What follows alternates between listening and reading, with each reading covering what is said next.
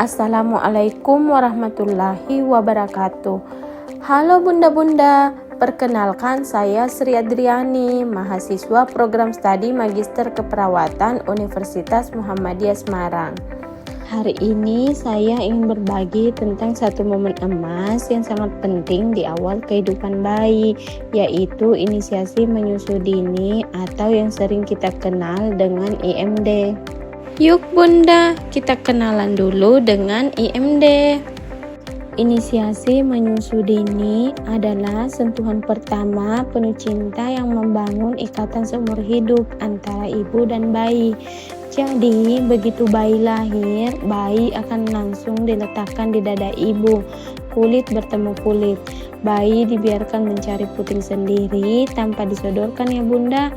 Proses alami ini biasanya berlangsung sekitar 30-60 menit. Tapi manfaatnya bisa untuk kehidupan bayi sampai dewasa nanti. IMD bukan hanya soal menyusu, tetapi menjadi momen pertama bayi mengenal dunia, dan dunia pertamanya adalah pelukan ibu. IMD bisa dilakukan pada persalinan spontan dan persalinan sesar. Mengapa IMD itu penting?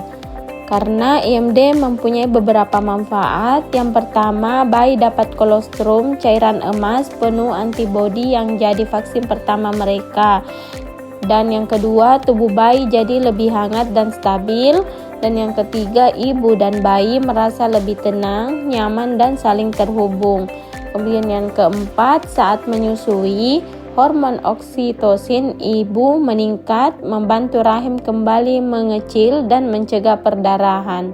Jadi dalam satu langkah, ibu dan bayi sama-sama selamat, kuat, dan lebih siap menjalani hari pertama mereka bersama.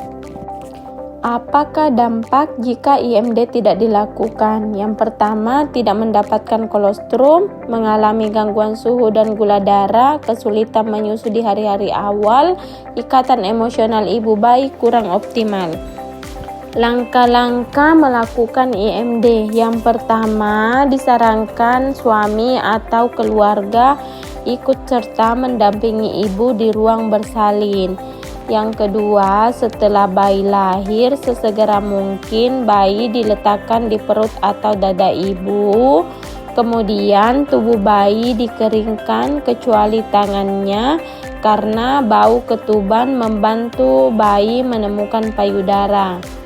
Kemudian vernix lemak putih tidak perlu dibersihkan karena bikin bayi nyaman.